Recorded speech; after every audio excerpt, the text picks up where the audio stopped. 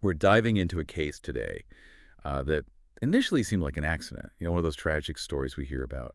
But then it took a very dark turn. Mm-hmm. As you know, 1-month-old Grayson Lunsford was found dead Right? in a U-Haul truck in Peoria, Illinois. And while everyone just assumed, initially that it was heat stroke, Yeah. the coroner's report shows something much more sinister. Uh, Oh, wow. Cocaine intoxication was the actual cause of death.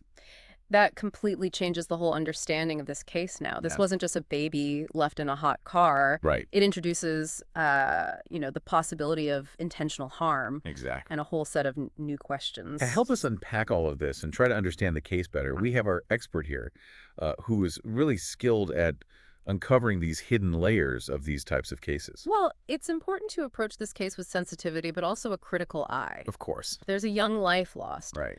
and it's clear that this is not a simple open and shut case. So the initial incident on September 16th, the police responded to a call about a baby found dead in a U-Haul truck. Yes, and there were multiple witnesses who had reported seeing this U-Haul parked for hours with the windows rolled up. Wow. That detail alone immediately raised concerns. Yeah, even before the official cause of death, Exactly. then the coroner's report came back, Right? showing that baby Grayson had enough cocaine in his system to be the primary cause of death. It's really disturbing to think about what that baby went through It's truly horrifying to in imagine. his final hours. Yeah, the coroner also cited heat stress and dehydration and malnutrition. Yeah, it shifts the focus away from, just potential negligence to something far more deliberate. Right, it wasn't just an oversight. Exactly. It was a series of failures that led to this baby's death. That's right. So this tragic incident compels us to examine Andrea Lunsford's past. Yeah. And what we find is a pattern of behavior that's so disturbing. It makes you question how this could have even happened. Yeah. There were reports of a $20 a day crack cocaine habit. Mm-hmm. And she even allegedly admitted to propping up Grayson's bottle so he could feed himself. Gosh, that detail is particularly alarming. I know, and this is a 1-month-old baby we're talking about. A complete lack of understanding of a newborn's needs Yeah. and just a level of neglect that goes beyond simple carelessness. And then there's that text message Oh, right. from Lunsford's father Yeah. warning her about leaving the baby in the hot car. It's like he had a premonition. I know, it's really eerie. Yeah. Do you think that this points to a pattern of warnings that might have been ignored in her past? It's certainly possible. Yeah. It seems like concerns about Lunsford's ability to care for a child were already circulating Right. within the family. It just adds another layer of tragedy to this whole story. It does. You almost wish that text message had been enough Right. to change things. It really highlights that frustration Yeah. and helplessness that those close to her must have felt. Yeah. But it goes beyond just a single text message. She actually has a history with child services, Oh, wow. losing custody of another child back in 2022 Oh, my gosh. after both she and the baby tested positive for cocaine at birth. This is crucial. I know. It establishes a pattern of behavior that's impossible to ignore. Right. It also raises serious questions about the role of child protection services here. Right. Were there missed opportunities to step in? Yeah, could this have been prevented? And to make matters even worse, the Department of Children and Family Services was actually trying to contact Lunsford Wow. just days before Grayson's death. That's incredibly significant. Yeah. It suggests that there were active concerns about Grayson's safety. Right, but somehow the system failed to reach him Right. in time. It raises a lot of complex questions about the effectiveness of current protocols for child protection and the challenges faced by those caseworkers. It's heartbreaking to think that there were people who knew that this baby was potentially in danger, Yeah. but the help didn't arrive in time. It really underscores the urgency of examining these systems that we have in place Right. and how we can improve them to protect vulnerable children. Yeah. It's not enough to simply identify the families at risk. Right. We need effective intervention strategies Yeah. and enough resources to ensure those interventions are successful. Yeah, absolutely. It's tragic, a reminder that these cases often involve failures that go beyond just individual actions. Right. We need to look closer at those systems and ask some tough questions about what could have been done. Absolutely. There's another part of this story that we haven't talked about yet. Okay. Andrea Lunsford's work as an OnlyFans model and her recent move from South Carolina to Chicago. How does that fit into all of this?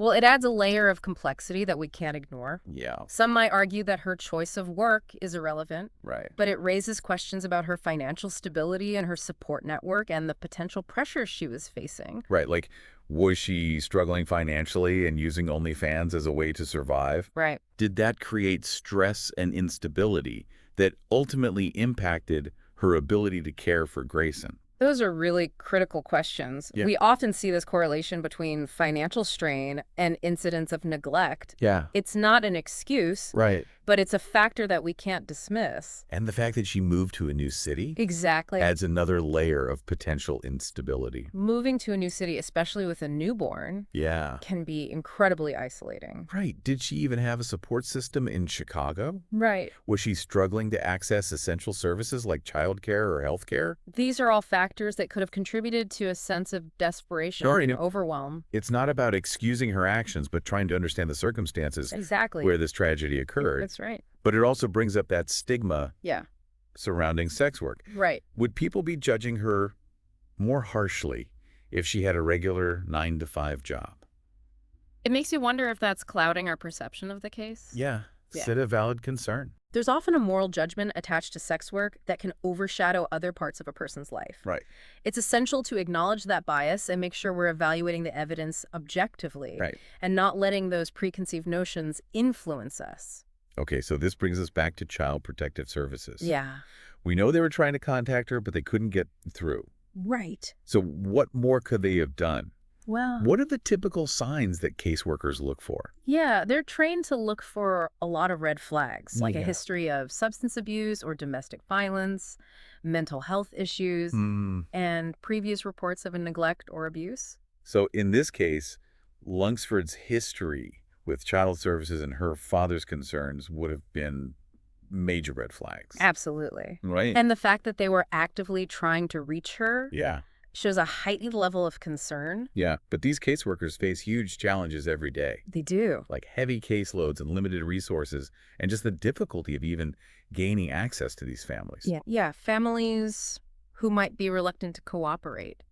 So it's a reminder that these systems are often stretched thin, Yeah. and that the people working within them are really doing their best in incredibly difficult circumstances. They are. It's so crucial to advocate for more funding and Exactly. support for these services. Yeah. We need to ensure that these caseworkers have what they need The resources. to intervene and Right. protect children. It sounds like there were multiple missed opportunities. Unfortunately, that's often the case in these tragedies. Yeah. It's rarely just a single failure, Right. but rather a whole series of events and circumstances that lead to a devastating outcome. So if we think about this case as part of a bigger picture, Yeah. what are the important takeaways here? Well, I think there are several crucial points to consider. Yeah. We need to acknowledge the impact of addiction, not just on the individual, Like, but on the families of course, and community. and address the social and economic factors. Exactly, like poverty, lack of access to healthcare and childcare, and that stigma surrounding mental health. It's a reminder that child welfare is everyone's responsibility. It is. We can't just move on. Right. We have to engage with these issues, challenge our own assumptions, Mhm. and work towards creating a more just and equitable society for every child. We need to move beyond just placing blame and towards understanding. I agree. This case isn't about pointing fingers. It's Mhm. about recognizing that complexity of human behavior, the failures of our systems, and the need for change. Yeah, it's easy to get caught up in the blame game when we hear these stories. It is. You know, we want to find someone to hold accountable, Right. but it's rarely so black and white. Exactly. We need to move past this idea of, good guys and bad guys. Right. And look at the nuances, the systemic failures, the individual choices that led to this. This case really forces us to confront some uncomfortable truths about our own society. We see the cracks in the system, the ways that we're failing to protect the most vulnerable among us. It's unsettling. It is. And it's a reminder that these aren't just isolated incidents. Right. These reflect problems that need our attention. They do. We can't just shake our heads and move on. Right. We have to be willing to engage with these issues and challenge our assumptions and demand better for our communities. So as we wrap up this deep dive, I keep coming back to this question. How do we prevent these tragedies from happening again? That's the question, isn't it? What can we do as individuals, as communities, as a society? It starts with awareness. Yeah. You know, we have to recognize the signs of abuse and neglect and understand those factors that contribute to these situations Right. and be vigilant in our own Be communities. aware. If you see something, say something. And it's not just about reporting potential abuse. Right. It's about supporting those families Yes, who are in need, advocating for better resources, absolutely. and pushing for more effective strategies in the child protection system. Exactly. We need to invest in those systems. Yeah. Early childhood education, affordable childcare, mental health services, drug treatment programs. Create a safety net that actually works. Yes, Yeah. one that catches these families before they fall through the cracks. This case is just such a tragic reminder of the cost of inaction. It is. It's a call for all of us to do better, to be better. And maybe the most important thing is Yeah. this compassion is not a weakness, it's a strength. Absolutely. It's what drives change and progress and creates a more just society for everyone. We owe it to Grayson Lunsford and to every child out there who has suffered a similar fate We do. to learn from this and work toward a future Yeah. where every child is safe, loved, and protected. Let's choose compassion. Let's choose action. Let's choose to make a difference. Thank you so much for joining us for this very important deep dive. Thank you for having me.